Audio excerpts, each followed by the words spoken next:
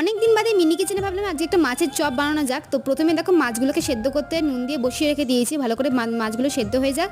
তারপরে এখানে একটা সাইডে গামলায় কিন্তু আমি এখানে প্রথমে নিয়ে নিলাম আলু সেদ্ধ, ধনে পাতা, টমেটো কুচি, এখানে পেঁয়াজ কুচি, লঙ্কা কুচি, রসুন কুচি, আদা কুচি দেওয়ার পরে কিন্তু এখানে দিয়ে দেবো কিছু গুঁড়ো মশলা, গোলমরিচ, নুন, হলুদ, জিরে গুঁড়ো, ধনে গুঁড়ো দিয়ে ভালো মতন কিন্তু এগুলোকে আমি একটা ভালো মতো একটা ডো তৈরি করে রাখবো। সবার লাস্টে দেবো একটু গরম মশলা, একটু লঙ্কার গুঁড়ো, ভালো মতো মেখে নিয়ে একটা ডো বানিয়ে রেখে দিলাম। এখানে কিন্তু আলু সেদ্ধটা মাস্ট লাগবেই। তারপরে দেখো মাছগুলো কিন্তু ভালো মতন আমার সেদ্ধ হয়ে গেছে। সেদ্ধ করা মাছগুলোকে ভালো মতন কাটা ছাড়িয়ে পরিষ্কার করে নেওয়ার পরে কিন্তু যে আলুর ডোটা বানিয়েছিলাম সেই ডোয়ের সঙ্গে কিন্তু মাছের সঙ্গে ভালো মতন মিক্সড করে মেখে নেব।